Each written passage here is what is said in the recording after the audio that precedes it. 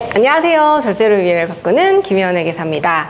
네, 오늘도 관세 비난과 함께하는 관세 꿀팁 두 번째 영상입니다. 지난 영상에서는 이 구매 대행 업체 중에 가격을 200불 이하로 임의로 낮춰서 신고하는 목록 통관이라는 간편한 절차로 통관을 진행하게 되면 잘못하다간 밀수범이 될 수 있다, 이런 말씀을 주셨는데요. 이번에는 목록 통관이 아니라 일반 수입 신고 절차를 진행을 하게 되면 이때도 이 관세 부담을 낮추기 위해서 실제보다 가격을 낮춰서 신고를 하는 경우가 있을 텐데요.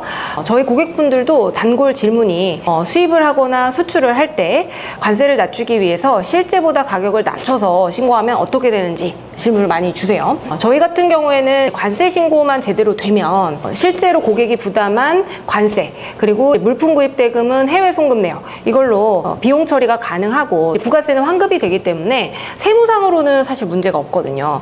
그런데 관세법상으로는 문제가 될 수 있으니까 고객분들한테도 이 부분은 관세법인이나 관세사님하고 상의를 하셔야 된다, 이렇게 말씀을 드리곤 하는데요. 관세사님, 이런 목록 통관이 아니라 일반 이 수입 신고를 할 때도 가격을 낮춰서 신고하는 건 아무런 문제가 없을까요?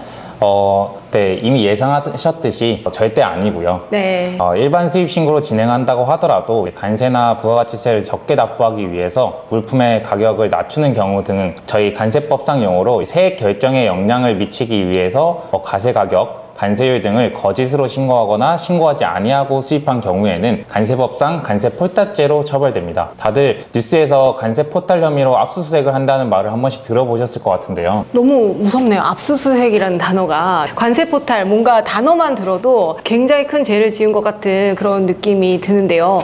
혹시 최근 고객분들 중에 이렇게 실제로 압수수색까지 당하는 케이스가 있었을까요? 네, 안타깝게도 최근에 그런 사례가 있었습니다. 최근 사례 중에 개인인 A씨가 와인을 좀 지속적으로 수입을 하였다가 관세청에서 가격 부분과 식품위생법 관련 조사를 받고 조사 결과 관세포탈죄로 처벌까지 받은 경우가 있었습니다. 구체적으로 뭐가 문제였을까요?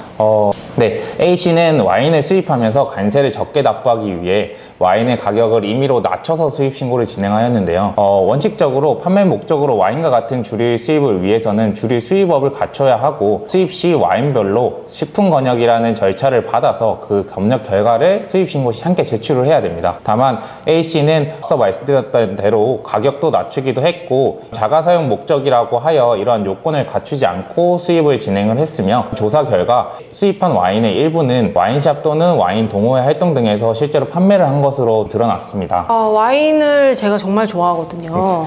이 와인 관세가 많은가 봐요.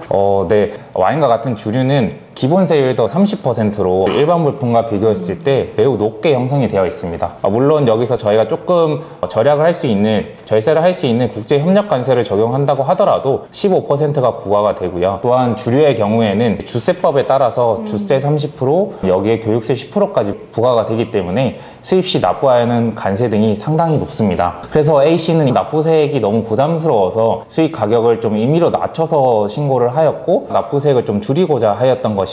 또한 실제 수입 시 자가사용 목적이 맞았으나 이후에 지속적으로 구매를 하면서 와인이 보유한 게 많아지면서 판매 또는 동호회 활동 등에 사용이 된 것으로 확인이 되었습니다. 자가사용 용도 이외로 사용한 와인에 대해서는 개별법에 따라 처벌받게 되었습니다.